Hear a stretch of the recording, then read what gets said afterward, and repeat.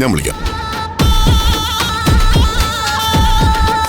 നിങ്ങൾ പറയുന്ന അനുസരിച്ച് ക്ഷേത്ര ചടങ്ങുകൾക്ക് കാട്ടിനകത്തേക്ക് പോയ നിങ്ങളുടെ ഭാര്യമാരെ കുറെ ഗുണ്ടകൾ കൊല്ലാൻ ശ്രമിച്ചു.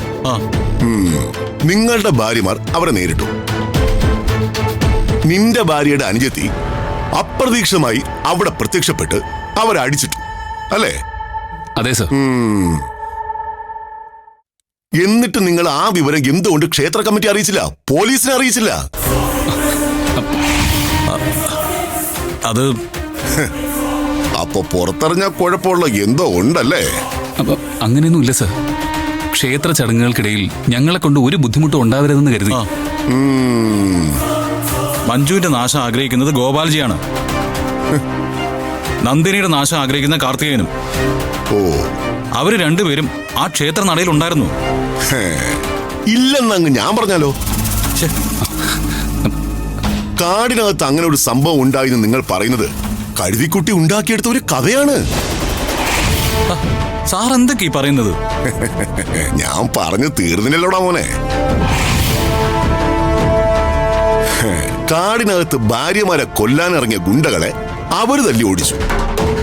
രാസലീല നടക്കുന്നതിനിടയ്ക്ക് അവിടേക്ക് വന്ന ഗുണ്ടകളെ നിങ്ങൾ തല്ലി ഓടിച്ചു. സംഭവം നടന്നു കഴിഞ്ഞ് നിങ്ങൾ ക്ഷേത്രനടയിലേക്ക് തിരികെ എത്തിയത് ഒരുപാട് സമയത്തിന് ശേഷം. എന്ന് വെച്ചാ ആ ക്ഷേത്രത്തിലുണ്ടായ കലാപത്തിനും നിങ്ങൾ പോയി തിരിച്ചു വന്ന സമയത്തിനിടയ്ക്ക് ഒരു ഗ്യാപ്പുണ്ട്. ആ ഗ്യാപ്പിൽ എന്ത് നടന്നുന്നാ എനിക്കറിയേണ്ടത്. സാർ എന്താ ഉദ്ദേശിക്കുന്നത്? സാറേ, ഞാനൊരു കമ്പനിയുടെ MD ആണ്.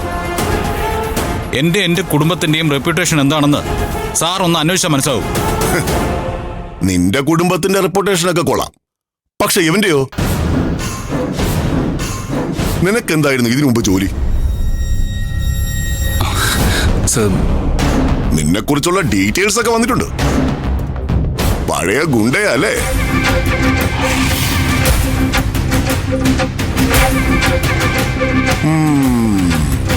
പണത്തിന് വേണ്ടി എന്തും ചെയ്യുന്നൊരു ഗുണ്ട. 24 മണിക്കൂറും മദ്യപിച്ച് സ്വബോധം നഷ്ടപ്പെട്ട് ചെല്ലുന്നിടത്തെല്ലാം വഴക്കുണ്ടാക്കുന്ന വേറൊരുത്തൻ.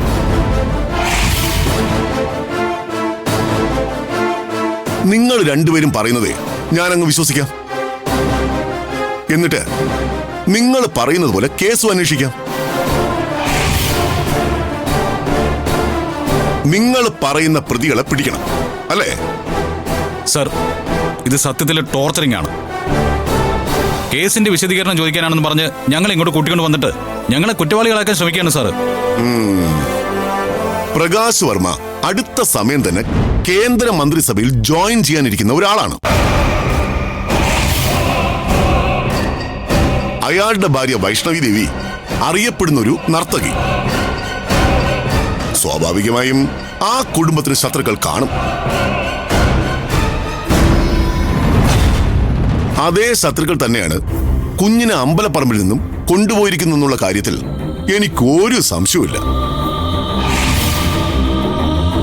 ഇത്രയും ആളുകളുടെ ഇടയിൽ നിന്ന് കുഞ്ഞിനെ കടത്തിക്കൊണ്ട് പോകണമെന്നുണ്ടെങ്കിൽ ക്ഷേത്രനടയിലുണ്ടായിരുന്ന ആരുടെയെങ്കിലും സഹായം അവർക്ക് ആവശ്യമാണ്.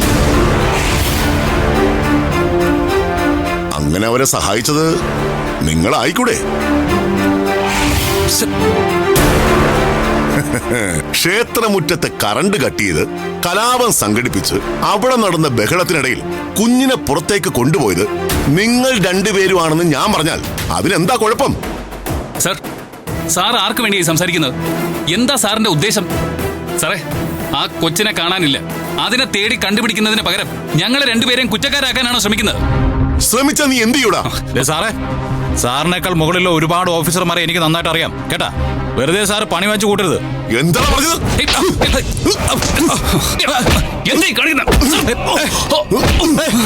ചവിട്ടി കൂടോ?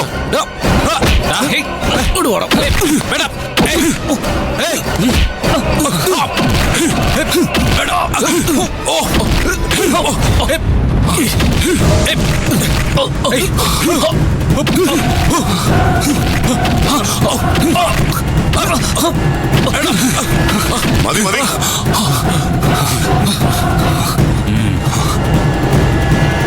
കാണാതായ കുട്ടിക്ക് വേണ്ടിയുള്ള അന്വേഷണം നടക്കുക.